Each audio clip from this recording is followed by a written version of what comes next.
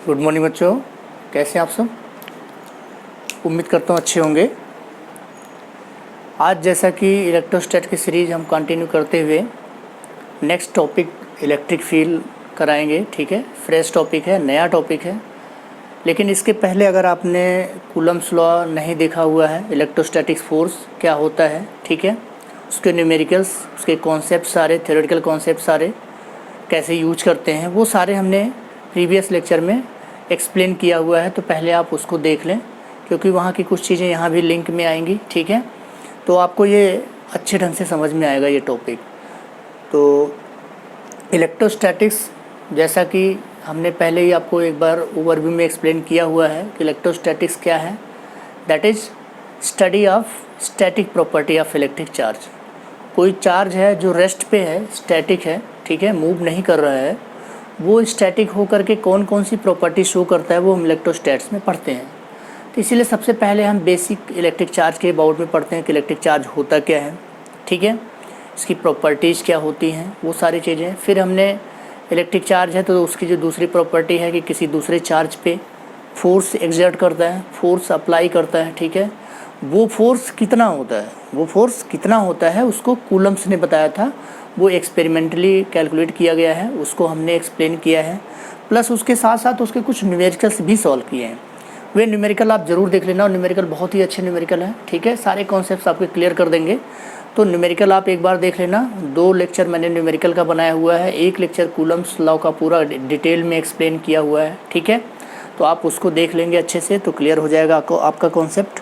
इसके बाद जो हमारा अब नया टॉपिक जो स्टार्ट होता है वो है इलेक्ट्रिक फील्ड। इलेक्ट्रिक फील्ड नाम से ही आपको लग रहा है फील्ड, फील्ड मतलब क्या, एक रीजन, एक इमेजिनरी रीजन जहाँ पे हम डिफाइन करते हैं, किसी चीज़ का इफेक्ट डिफाइन करते हैं, ठीक है, किसी का इफेक्ट जिस रीजन में डिफाइन होता है उसी को हम फील्ड बोलते हैं। उसका किसी का इफेक्ट जिस रीजन तक डिफाइन होता है वही रीजन उसका क्या होता है, फील्ड होता है। फील्ड मतलब जैसे क्या बोलते हैं, क्षेत्र, एरिया जिसको बोलते हैं, रीजन बोलते हैं, इमेजिनरी रीजन। अब वो कोई भी चीज़ हो सकता है। अगर जैसे ग्रेविटेशनल मास है, कोई मास है तो कैसा फील्ड प्रोड्यूस करेगा, ग्रेविटेशनल फील्ड प्रोड्यूस करेगा। इसी तरह से इलेक्ट्रोस्टैट्स में इलेक्ट्रिक चार्ज है तो वो कौन सी फील्ड प्रोड्यूस करेगा, वो इलेक्ट्रिक फील्ड प्रोड्यूस करेगा। इसी तरह से मैग्नेटिक में आप पढ़ोगे, बार मैग्नेट होता है, ठीक है, बार मैग्नेट क्या करता है, वो मैग्नेटिक फील्ड प्रोड्यूस करता है। तो हर एक फील्ड का अपना एक सोर्स होता है। मीन्स कोई जो एक फील्ड है कैसे प्रोड्यूस हो रही है, कौन उसको प्रोड्यूस कर रहा है, उसका एक सोर्स होता है। तो जैसे मास क्या है, किसका सोर्स है, ग्रेविटेशनल फील्ड का सोर्स है। इलेक्ट्रिक चार्ज किसका सोर्स है, इलेक्ट्रिक फील्ड का सोर्स है। इसी तरह से मैग्नेटिक फील्ड का सोर्स क्या है, बार मैग्नेट है या करंट एलिमेंट होता है, 2 चीज़ होता है, करंट एलिमेंट या बार मैग्नेट, ठीक है, तो वो मैग्नेटिक फील्ड का सोर्स होता है। इलेक्ट्रोमैग्नेटिक वेव का जो सोर्स है वो एक्सेलरेटिंग चार्ज होता है, ठीक है, एक्सेलरेटिंग चार्ज इलेक्ट्रोमैग्नेटिक वेव का सोर्स होता है। इसी तरह से हर एक फील्ड का एक सोर्स होता है, ठीक है, एक सोर्स होता है, वही उस फील्ड को प्रोड्यूस करता है। हम जो यहाँ पे पढ़ने वाले हैं वो है इलेक्ट्रिक फील्ड। इलेक्ट्रिक फील्ड क्या करता है, किस नेचर का होता है, वो सारे डिटेल में यहाँ पे हम पढ़ेंगे। इलेक्ट्रिक फील्ड लाइंस क्या होती हैं, इलेक्ट्रिक फील्ड हम कैलकुलेट कैसे करते हैं, डिफरेंट पॉइंट चार्ज या डिफरेंट चार्ज सिस्टम की वजह से, चार्ज बॉडीज़ की वजह से कैसे हम कैलकुलेट करते हैं, वो सब डिटेल में हम यहाँ पे पढ़ेंगे। तो 2 ढंग से हम इलेक्ट्रिक फील्ड कैलकुलेट करते हैं, 2 ढंग से कैलकुलेट करते हैं। एक होता है हमारा कन्वेंशनल मेथड, कन्वेंशनल एक जनरलाइज मेथड होता है, ठीक है, जनरलाइज मेथड होता है, कन्वेंशनल मेथड होता है, वो थोड़ा सा टिपिकल होता है, मीन्स थोड़ा सा डिफ़िकल्ट होता है। अभी हम करेंगे 1 बाय 1 करके सारे जितने भी डिफरेंट टाइप की चार्ज बॉडीज होती हैं वो सब की वजह से हम कन्वेंशनल मेथड से करेंगे। फिर उसके बाद हम उसको गॉस लॉ से भी करेंगे, ठीक है, गॉस लॉ से भी करेंगे। बट अभी जो हमारा जो टर्न है यहाँ पे अभी हम बेसिक पढ़ेंगे, बेसिक पॉइंट चार्ज की वजह से फील्ड क्या होता है, सुपरपोजिशन प्रिंसिपल कैसे फील्ड में, फील्ड को वेक्टर फॉर्म में कैसे रिप्रेजेंट करते हैं, फील्ड मीडियम के ऊपर कैसे डिपेंड करता है, तो वो इस लेक्चर में हम कवर करेंगे, ठीक है। इलेक्ट्रिक फील्ड होता क्या है ये कवर करेंगे, इलेक्ट्रिक फील्ड मीडियम पे कैसे डिपेंड करता है वो फाइंड करेंगे, पॉइंट चार्ज की वजह से कितना होता है इलेक्ट्रिक फील्ड वो फाइंड करेंगे, vector form of electric field वो फाइंड करेंगे, और इलेक्ट्रिक फील्ड जो है वेक्टर फॉर्म के बाद सुपरपोजिशन प्रिंसिपल में कैसे हम यूज़ करते हैं उसको हम यहाँ पे फाइंड करेंगे। तो ये 4-5 काम यहाँ पे आज हम करने वाले हैं, तो आप इसको अच्छे से देखें, 1 बाय 1 करके एक स्टेप मैं आपको एक्सप्लेन करूँगा। जैसा कि आपको डायग्राम से ही दिख रहा होगा कि एक चार्ज यहाँ पे पॉजिटिव क्यों रखा हुआ है और एक चार्ज यहाँ पे नेगेटिव क्यों रखा हुआ है।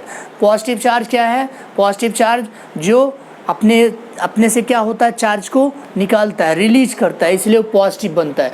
रिलीज करता है तो लाइन उसकी किधर जानी चाहिए, बाहर जानी चाहिए। रिलीज कर रहा है तो उस पर लाइन क्या है, बाहर जानी चाहिए, ठीक है, आउटवर्ड। इसीलिए देखिए यहाँ पे सारी लाइंस जो पॉजिटिव चार्ज क्यू है उसकी वजह से जो सारी इलेक्ट्रिक फील्ड लाइंस हैं वो सब बाहर की तरफ है, सारी लाइंस बाहर की तरफ है, ठीक है। अब यहाँ पे नेक्स्ट आ जाओ निगेटिव क्यू पे। निगेटिव क्यू में क्या है, निगेटिव क्यू क्या है, किसी से चार्ज लेता है इसीलिए नेगेटिव बनता है।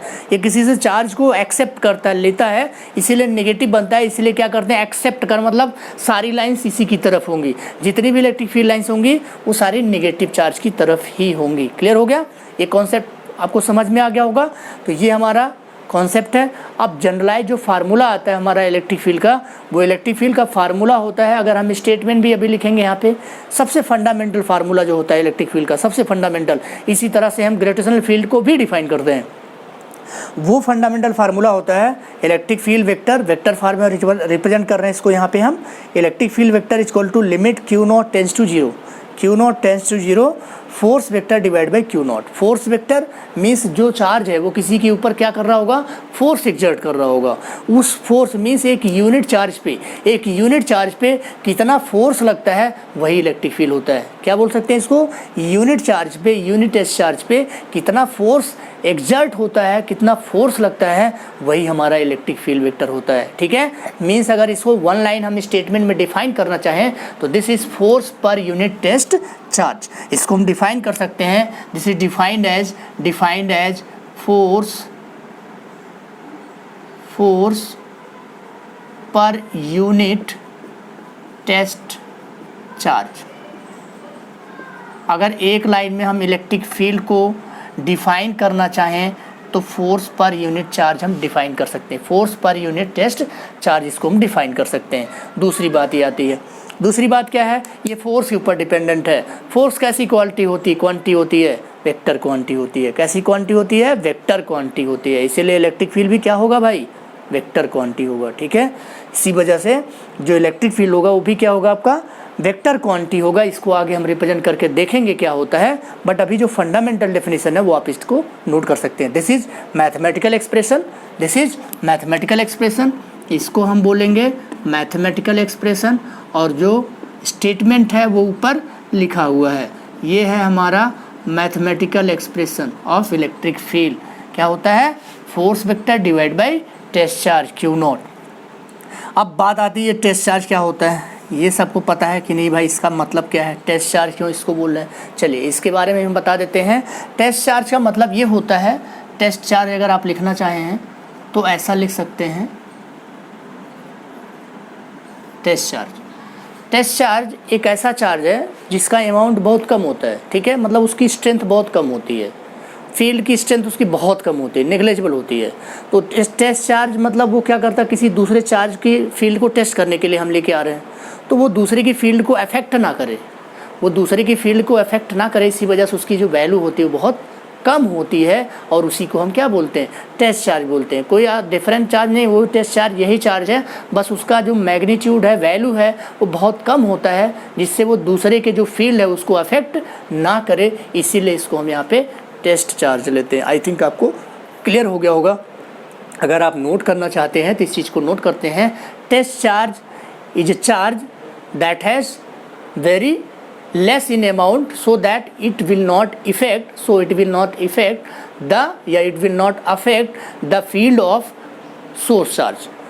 It will not affect the field of या electric field of source charge की फील्ड को अफेक्ट नहीं करेगा, इसीलिए इसको हम टेस्ट चार्ज लेके चलते हैं, ठीक है। टेस्ट चार्ज जो इसकी सोर्स चार्ज की फील्ड को क्या करता है, चेक करता है। क्लियर हो गया, ये आपको समझ में आ गया होगा। चलिए अब नेक्स्ट इसका चलते हैं। अभी आप इस चीज़ को ड्रॉ कर लीजिए, ठीक है, मिटाते हैं इसको। चलिए हाँ, अब इलेक्ट्रिक फील्ड जैसे हमने आपको बताया क्या है, एक इमेजिनरी रीजन है। इलेक्ट्रिक फील्ड क्या है, एक इमेजिनरी रीजन है। इलेक्ट्रिक फील्ड को हम वेक्टर फॉर्म में ऐसे रिप्रेजेंट करते हैं, limit q naught tends to zero force vector divide by q naught. Electric field vector form में ऐसे हम रिप्रेजेंट करते हैं, लिमिट मैथमेटिक्स में यूज होता है, 12th का टॉपिक है, इसके पहले लिमिट आप पढ़ चुके होते हैं, इसलिए यहाँ लिमिट लगा रहे हैं। Limit q naught tends to zero, limit q naught tends to zero, force vector divide by q naught. ये इसका फंडामेंटल मैथमेटिकल एक्सप्रेशन है, ठीक है, fundamental most fundamental mathematical expression है। इसका जो यूनिट आ जाएगा वो आ जाएगा न्यूटन पर कूलम, यूनिट इसका न्यूटन पर कूलम। और डायमेंशन अगर आप देखेंगे तो ml_t-2 divide by 80, this becomes ml_t-3a-1। This is the dimension of electric field, ठीक है, this is the dimension of electric field, important है। अब दूसरी चीज़, थोड़ा इसको हम प्रैक्टिकल वे में समझते हैं, फिर मीन्स जनरल यूसेज में समझते हैं इलेक्ट्रिक फील्ड होता क्या है, ठीक है, जनरल यूज में। इलेक्ट्रिक फील्ड देखो क्या होता है, एक इमेजिनरी रीजन हमने बताया, जैसे सिंपल सी चीज़ है, आप हो, आपका कुछ फील होगा, जैसे मान लो आप क्लास में हो तो आपका जो फील्ड है वो क्लास है, क्लास के सारे बच्चे क्या हैं, आपसे अफेक्टेड हैं, सारे बच्चे आपको जानते हैं, अगर आप कुछ एक्टिविटी करोगे वो सारे बच्चों को पता लग जाएगा, ठीक है, वो आपका फील्ड है। लेकिन वही क्लास में आप हो और किसी दूसरे स्कूल में कोई बच्चा है, वो आपकी एक्टिविटी को नहीं जान पाएगा, क्यों, वो दूसरे स्कूल में है, दूसरी क्लास में है, वो आपकी एक्टिविटी को नहीं जान पाएगा, आप दूसरे स्कूल में, तो आपका जो रीजन है, जो फील्ड है, जहाँ तक दूसरे को अफेक्ट कर सकते वो आपका क्लासरूम हो गया, क्लियर हो गया, वो आपका क्लासरूम है जहाँ पे आप दूसरे को अफेक्ट कर सकते हो। This is the basic example या अंडरस्टैंडिंग ऑफ इलेक्ट्रिक फील्ड या फील्ड, किसी भी फील्ड। और इसका एक एग्जांपल है, जैसे जो आपका मकड़ी होता है, ठीक है, मकड़ी अपना नेट जाल अपना बनाता है, आप जानते होंगे, ठीक है, तो वो क्या करता है, जाल इसलिए बनाता है, देखो नेचर की अपनी ब्यूटी होती है, हर किसी को सरवाइव करने के लिए कुछ उसके मीन्स से कुछ चीज़ें उसको देता है, प्रोवाइड करता है, नेचुरल गिफ्ट देता है जिससे वो अपने आप को सरवाइव कर सके। तो नेचर ने उसको एक गिफ्ट दिया हुआ है कि जब वो कहीं पे जाता है तो जाल बहुत अच्छा बना लेता है।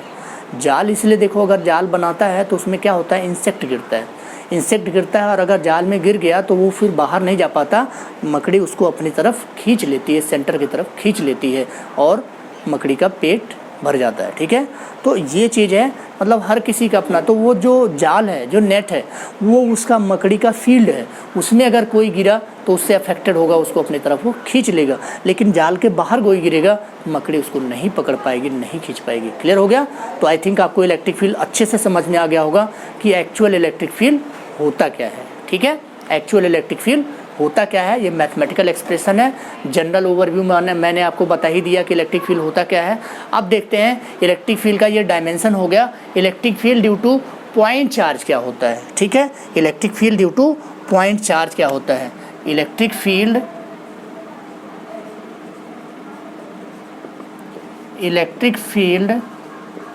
Due two point charge.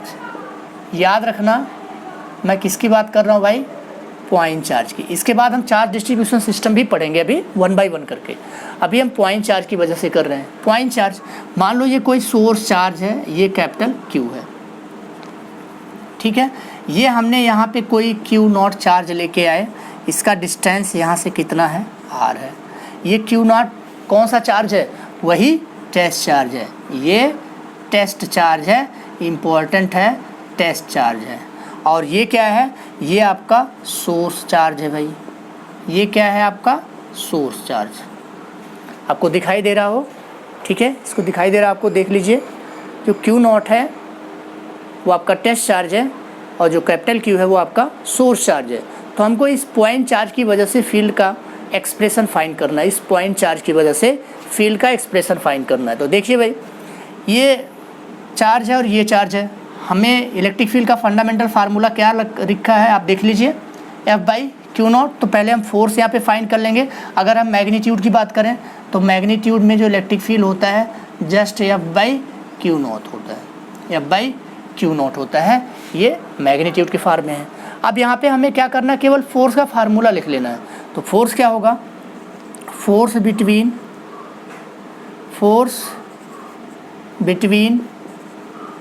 2 point charges will be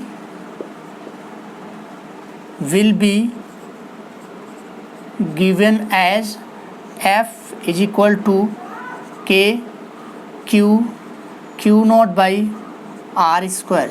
ये आपको पहले ही लेक्चर में हमने एक्सप्लेन किया हुआ है, तो वहीं से इसको हमने यूज किया, क्या आया, KQ0/r², ठीक है। तो ये हमारा फोर्स हो गया, ठीक। यहाँ तक आप नोट कर लीजिए, यहाँ तक आप नोट कर लीजिए, इसमें अगर कोई डाउट हो तो आप पूछ सकते हैं, ठीक है। यहाँ तक आप अच्छे से नोट कर लीजिए। ये फोर्स का वैल्यू हो गया। अब यहाँ से हमको किसका वैल्यू लिखना है, फील्ड का वैल्यू लिखना है। मिटा दें, इसको मिटा दें, ठीक है।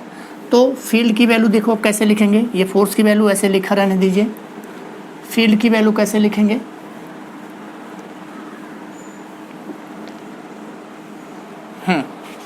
ये फोर्स की वैल्यू है। फील्ड की वैल्यू क्या आ जाएगी भाई, फील्ड E = F बाई क्या होगा, Q0। तो this becomes KQ/r²। This is very important formula. ये किसके लिए है, this is for point charge. किसके लिए भाई, ये पॉइंट चार्ज के लिए है, पॉइंट चार्ज के लिए KQ/r²। और सबको पता है इस K की वैल्यू कितनी होती है, मैं ऑलरेडी बता चुका हूँ, 1/4πε0। इसके प्रीवियस लेक्चर में आप इसको अगर रखना चाहें तो इलेक्ट्रिक फील्ड की वैल्यू आ जाएगी 1/4πε0r², या यहाँ पे सिंपली Q/4πε0r²। तो यहाँ पे जो इलेक्ट्रिक फील्ड आया वो इन्वर्सली प्रोपोर्शनल टू r²। आप ध्यान से देखिए, इलेक्ट्रिक फील्ड क्या है, इन्वर्सली प्रोपोर्शनल टू r² है। This is called inverse square law followed, inverse square law followed. तो यहाँ पे इनवर्स स्क्वायर लॉ फॉलोड है, ठीक है। आप देख लीजिए ध्यान से। और अगर इसकी ग्राफ की बात आती है तो ग्राफ भी आप ड्रॉ कर सकते हो, क्योंकि इनवर्स स्क्वायर लॉ को फॉलो कर रहा है। तो इसका जो ग्राफ होगा वो रेक्टेंगुलर हाइपरबोलिक ग्राफ होगा। ये R है, ये इलेक्ट्रिक फील्ड E है, यहाँ पे जो E है 1/r² के प्रोपोर्शनल है। और ये जो कर्व है ये रेक्टेंगुलर हाइपरबोलिक कर्व है, याद रखना, रेक्टेंगुलर हाइपरबोलिक कर्व। E अगर ऐसा हो y प्रोपोर्शनल टू 1/x हो या y प्रोपोर्शनल टू 1/x² हो, ध्यान देना, इन दोनों के लिए ही क्या आएगा, हमारा जो कर्व आएगा वो रेक्टेंगुलर हाइपरबोला आएगा। बस क्या होता है, किसी में स्लोप ज़्यादा होता है, किसी में स्लोप कम होता है। तो यहाँ पे जो हमारा आया वो electric field inversely proportional to r² है, इन्वर्सली प्रोपोर्शनल टू r² है। इसी वजह से क्या है, जो कर्व आया वो रेक्टेंगुलर हाइपरबोलिक कर्व आया। यहाँ पे जो इलेक्ट्रिक फील्ड है वहाँ क्या है, Q/4πε0r² है। तो ये किसके लिए है, ये एयर के लिए है, फ्री स्पेस के लिए। तो आपने देखा पॉइंट चार्ज की वजह से जो फील्ड की जो वैल्यू आई है वो 1/4πε0 Q/r² आई है। मीन्स ये अगर कोई पॉइंट चार्ज है, ये r डिस्टेंस है, ये पॉइंट P है, ये Q है, तो जो इलेक्ट्रिक फील्ड की जो वैल्यू आएगी वो आएगी Q/4πε0r², Q/4πε0r², ये इसकी वैल्यू होती है, ठीक है। EP इसकी वैल्यू होती है, आप इसको ध्यान से देखिए, किसी भी पॉइंट चार्ज की वजह से ये वैल्यू होती है, ठीक। तो यहाँ पे लिखा हुआ है, बट ये किस में है, ये जो E है ये किस में है, एयर में है, और किस में है, फ्री स्पेस में। एयर और फ्री स्पेस, इसको हम E0 से लिखेंगे, and this becomes Q/4πε0r²। And for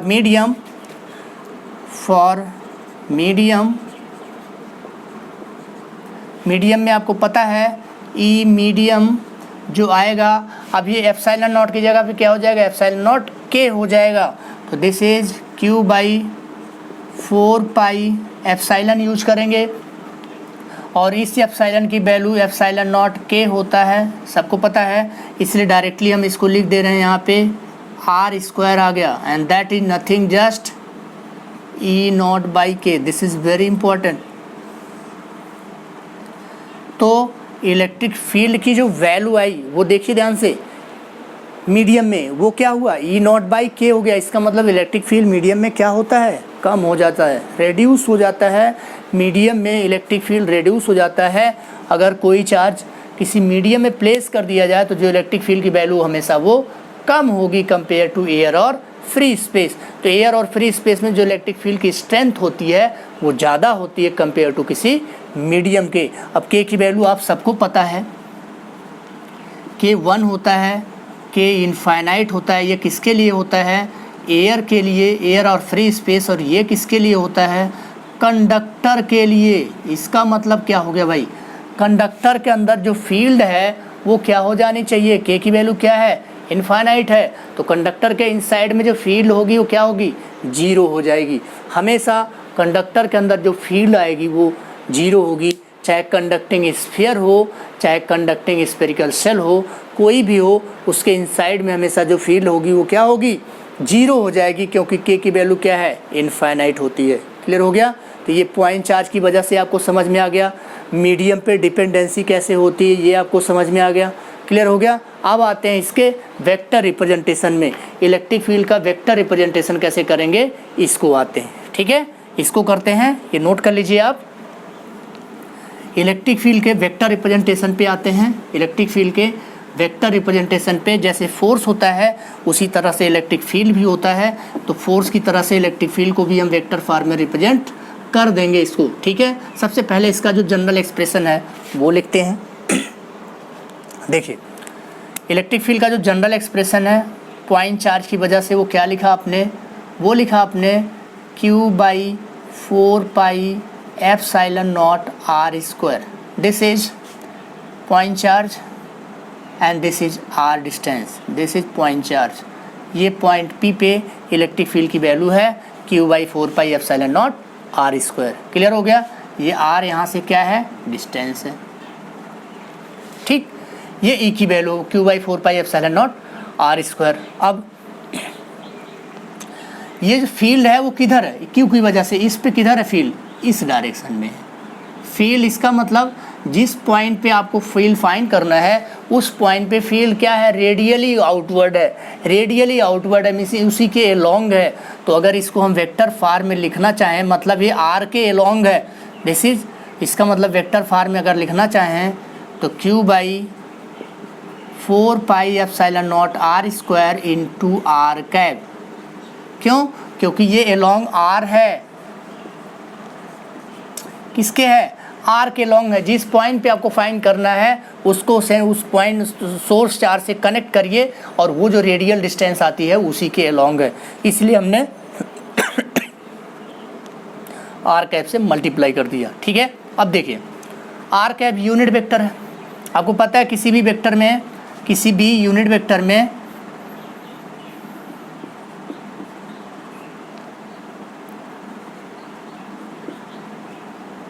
ठीक है, किसी मैग्नीट्यूड से किसी यूनिट वेक्टर मल्टीप्लाई करने में डायरेक्शन मिल जाता है, मैग्नीट्यूड चेंज नहीं होता। आप देख लीजिए वेक्टर ए क्या हो गया, इसको हमने पहले भी एक्सप्लेन किया हुआ है, आप वहाँ भी देख सकते हैं कूलम्स लॉ में। ये वेक्टर ए क्या हुआ? Mod of vector A. ये क्या है भाई? ये स्केलर है। और ये क्या है? ये यूनिट वेक्टर है। तो आपने ये देखा कि यूनिट वेक्टर में स्केलर से मल्टीप्लाई करने पे क्या हो जाता है? वेक्टर बन जाता है। इसीलिए हमने यूनिट वेक्टर से मल्टीप्लाई कर दिया। अब देखिए ये आया 4πε0 r² r vector divide by mod of r vector, and mod of r vector is equal to r होता है। तो ये आ गया Q/4πε0 r³ into r vector. This is electric field vector. तो ये फाइनल फार्मूला आ गया, आप इस चीज़ को नोट कर सकते हैं। This is final formula. ठीक है, इलेक्ट्रिक फील्ड इन वेक्टर फॉर्मेट। वेक्टर फॉर्मेट आपको समझ में आ गया होगा। वेक्टर फॉर्मेट में कैसे हमने कैलकुलेट किया, जैसे फोर्स में किया था उसी तरह से वेक्टर फॉर्मेट में इलेक्ट्रिक फील्ड कर देंगे। क्लियर? उसी तरह से एकदम करेंगे। ठीक है, चलिए इसको मिटाते हैं। नेक्स्ट आते हैं superposition principle for electric field.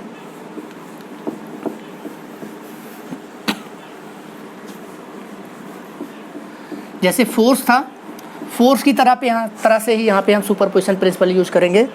तो सुपरपोजिशन प्रिंसिपल फॉर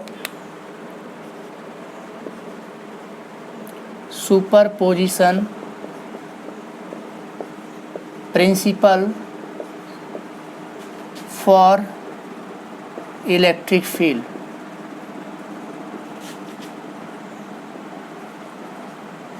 ठीक है भाई, इलेक्ट्रिक फील्ड के लिए सुपरपोजिशन कैसे यूज करते हैं? मान लो यहाँ चार्ज है, यहाँ चार्ज है, यहाँ चार्ज है, यहाँ चार्ज है, यहाँ चार्ज है, बहुत सारे चार्ज हैं, Q1 Q2 Q3, ठीक है, एंड Qn, मान लो ऐसे। इस पॉइंट पे फील्ड निकालना है, ये कोई पॉइंट P है। अब ये Q1 Q2 Q3 and so on क्या है ये भाई? ये Qn है। तो Qn चार्जेज हैं, पॉइंट चार्ज हैं, दे आर पॉइंट चार्जेज। अब इन सब पॉइंट चार्ज की वजह से किसी एक पॉइंट पे हमें नेट इलेक्ट्रिक फील्ड फाइंड करना है। तो अब देखो यहाँ पे हमने इसकी डिस्टेंस क्या ले लिया? R1। इसकी डिस्टेंस हमने यहाँ से क्या ले लिया? R2। इसकी डिस्टेंस यहाँ से क्या ले लिया? R3। और इसकी डिस्टेंस यहाँ से क्या ले लिया हमने? Rn। और इस पॉइंट पे हमें इलेक्ट्रिक फील्ड लिखना है। तो according to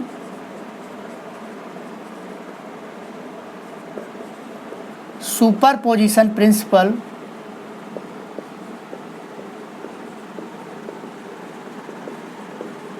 according to superposition principle, net electric field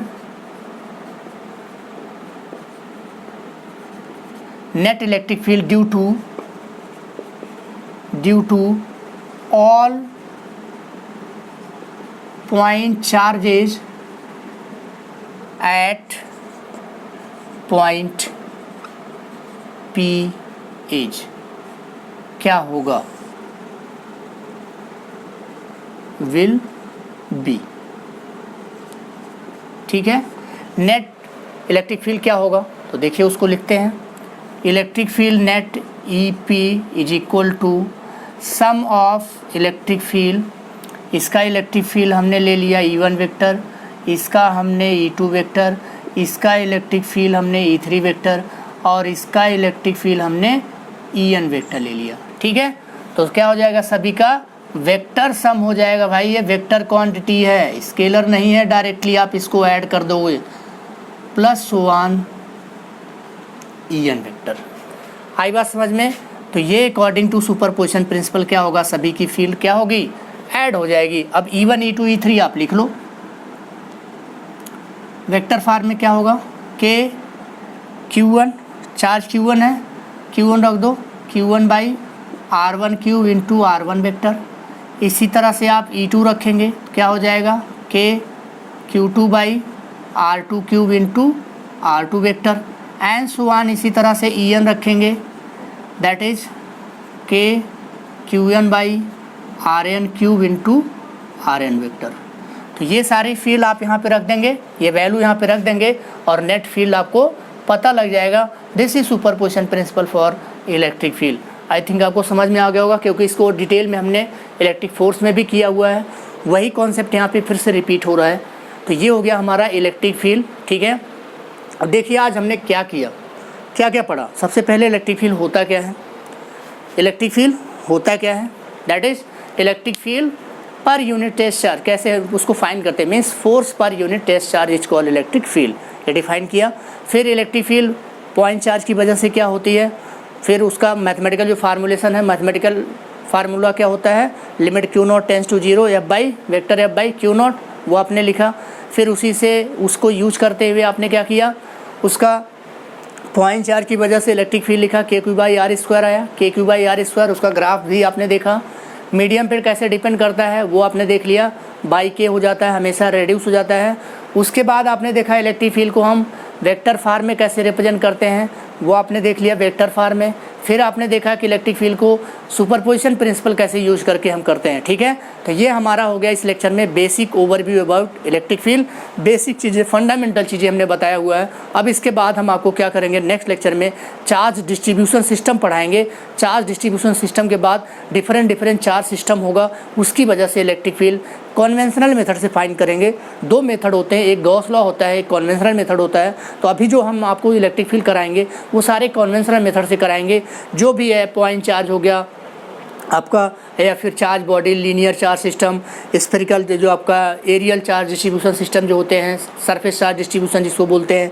third हमारा वॉल्यूम चार्ज डिस्ट्रीब्यूशन, वो जितने टाइप के होते हैं, स्फीयर, इस टाइप के सिलेंडर, वो सब चीज़ें यहाँ पे हम यूज करके और सभी की वजह से यहाँ पे हम क्या करेंगे, इलेक्ट्रिक फील्ड फाइंड करेंगे।